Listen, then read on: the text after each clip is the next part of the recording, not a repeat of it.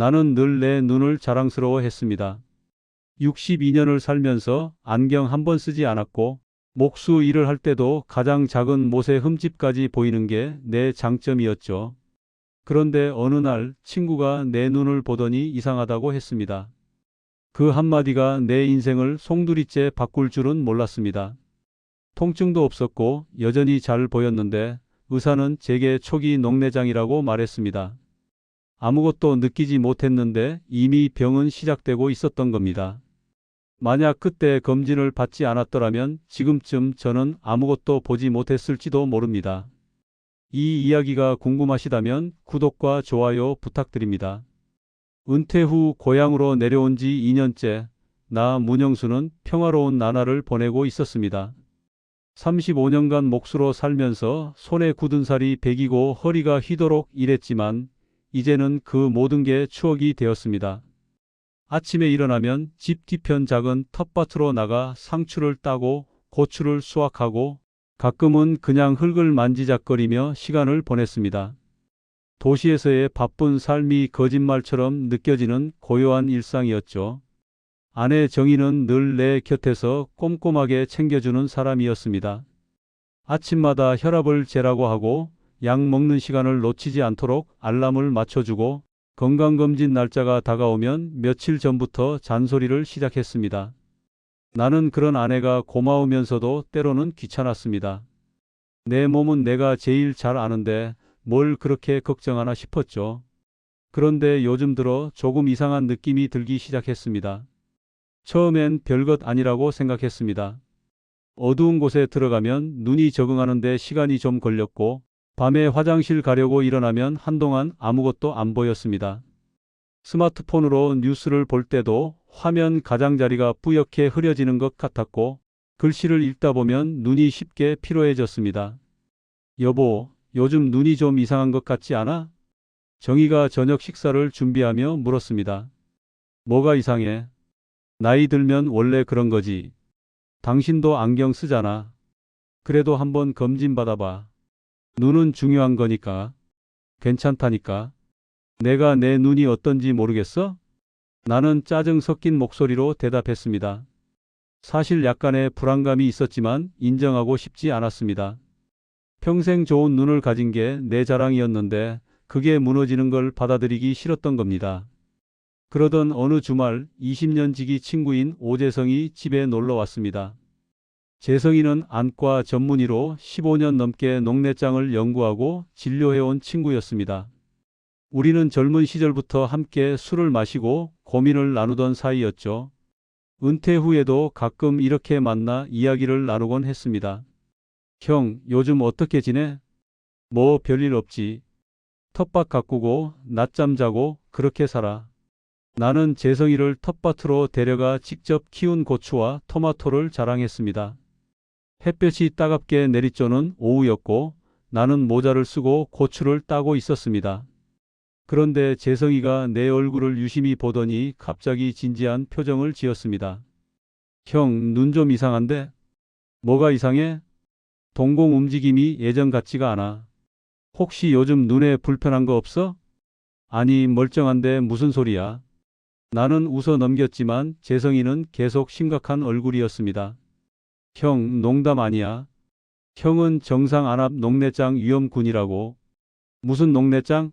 내 눈은 멀쩡하다니까. 형, 고혈압은 없지만 카페인 과다 섭취하잖아. 하루에 커피 몇 잔 마셔? 한 5잔? 아니면 6잔? 너무 많아. 그리고 수년간 목수 일하면서 고개 숙이고 작업 많이 했잖아.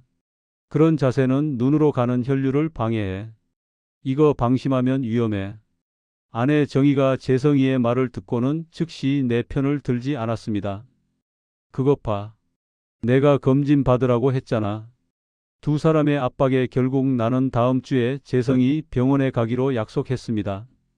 마지못해 한 약속이었지만 그날 밤 잠이 잘 오지 않았습니다. 혹시 정말 문제가 있는 건 아닐까 하는 불안감이 가슴 한편에 자리 잡았습니다. 약속한 날 나는 재성이의 병원을 찾았습니다. 대학병원 안과였는데 대기실에는 나보다 훨씬 나이 든 어르신들이 많았습니다. 나는 속으로 생각했습니다. 나는 저 사람들과 다르다고, 나는 아직 건강하다고 말이죠. 검사는 생각보다 복잡했습니다. 먼저 안압을 쟀는데 기계에서 바람이 나와 눈을 향해 뿜어져 나올 때마다 깜짝깜짝 놀랐습니다. 그 다음에는 시야 검사를 했습니다. 턱을 기계에 고정시키고 작은 불빛이 나타날 때마다 버튼을 눌러야 했는데 생각보다 어려웠습니다. 어떤 불빛은 선명하게 보였지만 어떤 건 흐릿하게 보이거나 아예 안 보였습니다. 검사가 끝나고 재성이의 진료실로 들어갔습니다. 재성이는 모니터를 보며 뭔가를 확인하고 있었고 나는 의자에 앉아 결과를 기다렸습니다. 안압은 정상이라고 했을 때 나는 안도의 한숨을 쉬었습니다. 꺼봐, 내가 괜찮다 했잖아. 그런데 재성이의 표정은 전혀 밝지 않았습니다. 그는 시야 검사 결과지를 내 앞에 펼쳐 보였습니다. 화면에는 검은 점들이 군데군데 박혀 있었습니다. 형, 이게 뭔지 알아? 이 검은 부분이 형이 보지 못하는 영역이야. 초기 시야 결손이 발견됐어.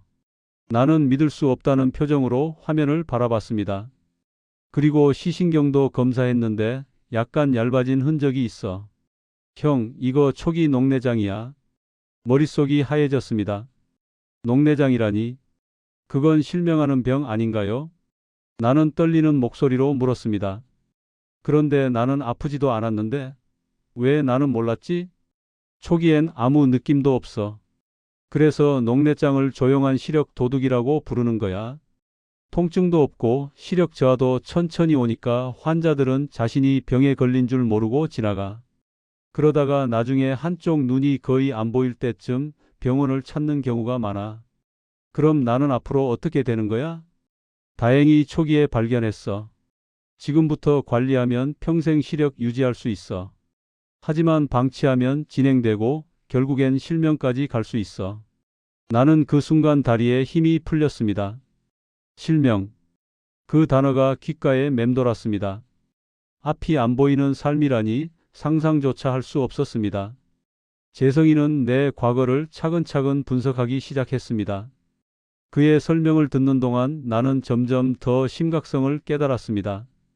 형은 35년간 목수 일을 했잖아. 그동안 얼마나 많은 시간을 고개 숙이고 보냈어? 그 자세는 눈으로 가는 혈류를 감소시켜. 혈류가 원활하지 않으면 시신경이 손상되기 쉬워. 그리고 커피. 형은 하루에 5잔 이상 마시잖아. 카페인은 일시적으로 안압을 올려. 한두 번은 괜찮아도 수십 년간 반복되면 시신경에 누적된 압박이 생기는 거야. 식단도 문제야. 형 먹는 거 봤잖아. 고기 위주의 채소는 거의 안 먹고 비타민 A, C, E 같은 항산화 성분이 부족하면 눈 건강이 나빠져. 그리고 가장 큰 문제는 정기검진을 안 받은 거야. 40세 이후부터는 매년 안과 검진을 받아야 하는데 형은 한 번도 받지 않았잖아. 나는 그제야 깨달았습니다. 내가 스스로 내 몸을 갉아먹고 있었다는 걸. 무심코 지나쳤던 습관들이 쌓이고 쌓여 결국 이런 결과를 만든 겁니다. 그날 집으로 돌아오는 길 나는 말이 없었습니다. 아내 정희도 조용히 내 옆을 걸으며 가끔 내 손을 꼭 쥐어주었습니다.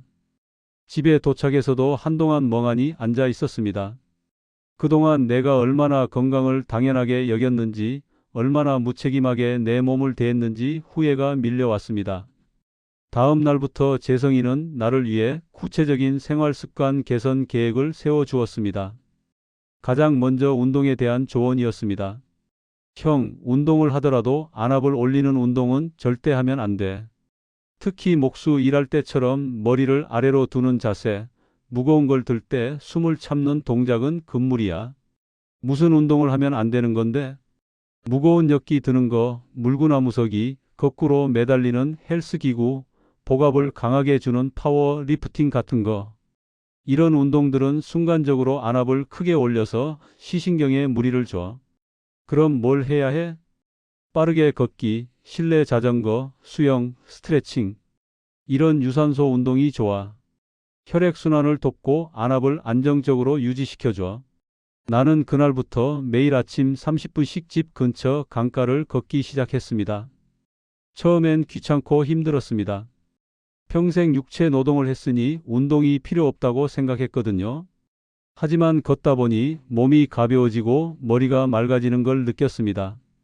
강바람을 맞으며 걷는 아침 시간이 점점 소중해졌습니다. 아내 정희는 식단을 완전히 바꿨습니다. 그동안 우리 집 식탁에는 고기와 밥이 주를 이뤘는데 이제는 형형색색의 채소들이 가득했습니다. 여보, 오늘부터는 이렇게 먹어야 해.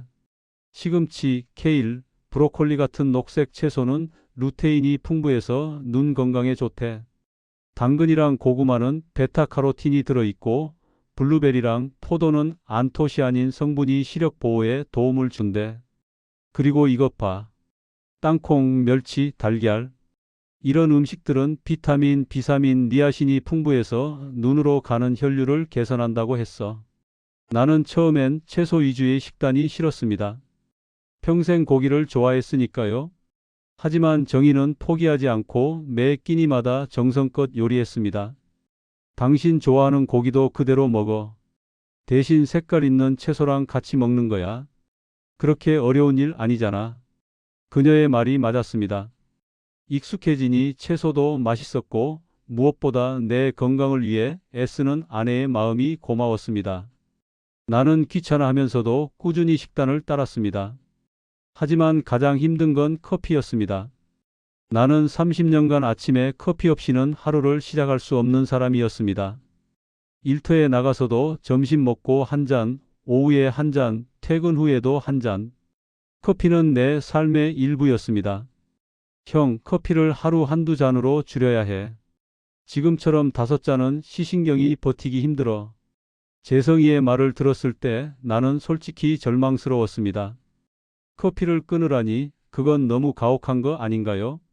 처음 일주일은 정말 힘들었습니다. 아침에 커피를 마시지 않으니 머리가 무겁고 멍했습니다. 금단 증상이었죠. 온종일 피곤하고 집중이 안 됐습니다. 짜증도 많이 났고요.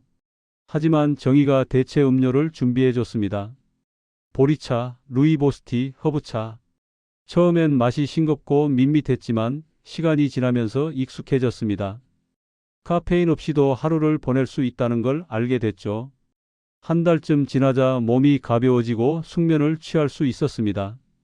재성이는 보조 영양제로 은행잎 추출물을 제안했습니다. 형은 정상 안압 녹내장이니까 눈으로 가는 혈류를 개선해 주는 게 특히 좋아. 진코빌로바라고 하는 은행잎 추출물이 도움이 될 거야. 그거 먹으면 나아지는 거야? 완치는 아니야. 하지만 진행 속도를 늦추고 시신경을 보호하는 데 도움을 줘. 다만 모든 사람에게 맞는 건 아니야. 형은 지금 복용 중인 약이 없으니까 괜찮지만 혹시라도 어지러움이나 출혈 경향이 있으면 바로 말해야 해. 나는 의사의 지시에 따라 영양제를 복용하기 시작했습니다. 하루 3번, 식후에 꼬박꼬박 챙겨 먹었습니다. 처음엔 효과가 있는지 잘 모르겠더라고요. 하지만 몇 달이 지나자 눈의 피로감이 줄어드는 걸 느꼈습니다. 그렇게 1년이 흘렀습니다. 나는 매달 재성이 병원에 가서 정기검진을 받았습니다. 처음 몇 달은 불안했습니다. 검사를 받을 때마다 혹시 더 나빠진 건 아닐까 걱정했죠. 하지만 시간이 지날수록 결과는 안정적이었습니다.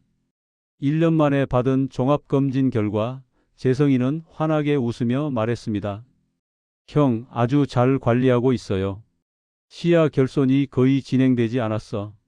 이 상태로 계속 관리하면 평생 시력 유지할 수 있을 거예요. 나는 그 말을 듣는 순간 눈물이 날 뻔했습니다. 다행이었습니다. 정말 다행이었어요. 1년 전 그날 재성이가 내 눈을 보고 이상하다고 말해줬던 그 순간이 없었다면 지금쯤 나는 어떻게 됐을까요? 생각만 해도 끔찍했습니다. 여보, 정말 다행이야. 정희가 내 손을 꼭 잡으며 눈시울을 붉혔습니다. 당신 고집 조금만 더 심했으면 어쩔 뻔했어. 정말 무서웠어. 나도 정말 무서웠습니다. 앞이 안 보이는 삶, 사랑하는 사람들의 얼굴을 볼 수 없는 삶, 내가 가꾼 텃밭을 볼 수 없는 삶. 상상만 해도 견딜 수 없었습니다. 그 후 나는 주변 사람들에게 내 경험을 이야기하기 시작했습니다. 동네 어르신들을 만나면 꼭 검진을 받으라고 말했고 SNS에도 글을 올렸습니다. 많은 사람들이 내 이야기에 공감했고 덕분에 검진을 받았다는 소식을 전해왔습니다. 어느 날 재성이가 내게 부탁했습니다. 형, 병원에서 녹내장 예방 캠페인 영상을 찍으려고 하는데 형이 직접 나와서 이야기해주면 어떨까? 나는 카메라 앞에 서는 게 익숙하지 않았지만 이건 꼭 해야 한다고 생각했습니다. 나처럼 아프지도 않고 멀쩡하다고 생각하는 사람들이 너무 많았으니까요. 촬영 당일 나는 떨리는 마음으로 카메라 앞에 섰습니다. 진심을 담아 말했습니다. 저는 평생 눈이 좋다고 자부했던 사람입니다. 안경도 쓰지 않았고 작은 글씨도 잘 보였죠. 그런데 제 눈에 병이 생긴 줄 몰랐습니다. 아프지도 않았고 불편하지도 않았으니까요. 하지만 녹내장은 그렇게 조용히 다가옵니다. 느껴지지 않는 병입니다. 아프지 않아도 시력이 좋아도 40세 이후라면 꼭 매년 검진을 받으세요. 저는 제 인생을 바꾼 건 병이 아니라 검진이었다고 생각합니다. 만약 제가 1년 전에 검진을 받지 않았다면 지금쯤 저는 앞을 보지 못했을 겁니다. 사랑하는 아내의 얼굴도 제가 키운 채소들도 아침 햇살도 볼 수 없었겠죠. 눈은 한 번 잃으면 돌아오지 않습니다. 지금 당장 여러분의 시신경을 지켜주세요. 그게 여러분 자신을 위한 일이고 여러분을 사랑하는 사람들을 위한 일입니다. 촬영을 마치고 집으로 돌아오는 길, 나는 하늘을 올려다봤습니다. 파란 하늘과 흰 구름이 선명하게 보였습니다. 길가의 나무들, 지나가는 사람들, 모든 것이 소중하게 느껴졌습니다. 그날 저녁, 정희와 나란히 앉아 저녁을 먹으며 나는 말했습니다. 여보, 고마워. 당신이 계속 검진 받으라고 잔소리하지 않았다면 나는 지금쯤 큰일 났을 거야. 무슨 소리예요? 당신이 잘 관리한 거지. 아니야. 당신 덕분이야. 식단도 바꿔주고 운동도 같이 해주고 약 먹는 것도 챙겨주고. 당신 없었으면 못했어. 정희는 부끄러운 듯 고개를 숙였지만 그녀의 눈가에도 눈물이 맺혀 있었습니다. 지금도 나는 매일 아침 강가를 걷습니다. 채소 위주의 식단을 유지하고 커피는 하루 한 잔만 마십니다. 3개월마다 정기검진을 받고 영양제도 꼬박꼬박 챙겨 먹습니다. 이 모든 게 귀찮고 번거롭지만 이제는 습관이 됐습니다. 무엇보다 중요한 건 내가 건강의 소중함을 깨달았다는 겁니다.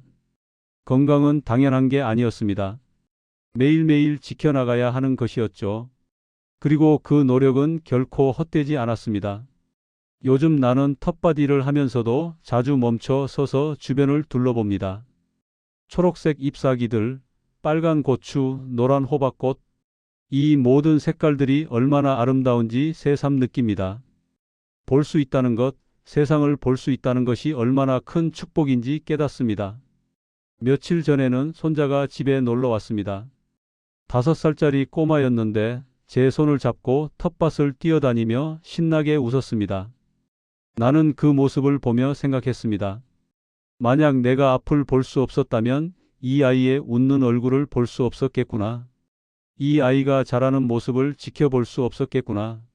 할아버지, 저기 나비 있어요. 손자가 가리키는 곳을 보니 정말 나비가 날아다니고 있었습니다. 하얀 나비였는데 햇빛을 받아 반짝이며 날개를 펄럭였습니다. 나는 손자와 함께 그 나비를 한참 동안 바라봤습니다. 예쁘지? 응, 정말 예뻐요. 우리는 손을 잡고 나비를 쫓아 텃밭을 뛰어다녔습니다. 그 순간 나는 행복했습니다. 진심으로 행복했습니다. 녹내장은 여전히 완치되지 않았습니다. 이 병은 평생 관리해야 하는 병입니다. 하지만 나는 두렵지 않습니다. 초기에 발견했고 잘 관리하고 있으니까요. 그리고 무엇보다 나에게는 사랑하는 가족과 친구들이 있으니까요. 여러분, 부디 저처럼 뒤늦게 후회하지 마세요. 건강검진은 귀찮은 일이 아니라 나를 지키는 일입니다. 특히 눈은 한번 손상되면 되돌릴 수 없습니다. 40세가 넘었다면, 아니 그보다 젊더라도 눈에 조금이라도 이상을 느낀다면 꼭 검진을 받으세요. 지금 이 순간 여러분이 보고 있는 세상이 얼마나 소중한지 생각해 보세요. 사랑하는 사람들의 얼굴, 아름다운 풍경, 일상의 작은 순간들, 이 모든 것을 계속 볼 수 있도록 지금 바로 행동하세요. 나 문영수는 62세에 다시 태어났습니다. 눈을 잃을 뻔한 위기를 겪고 다시 세상을 볼 수 있는 기회를 얻었습니다. 이제 나는 매일 아침 눈을 뜰 때마다 감사합니다. 오늘도 세상을 볼 수 있다는 것에, 사랑하는 사람들과 함께할 수 있다는 것에, 여러분도 이 축복을 놓치지 마세요. 지금 당장 나의 시신경을 지켜주세요. 그것이 나 자신에게 줄 수 있는 가장 큰 선물입니다.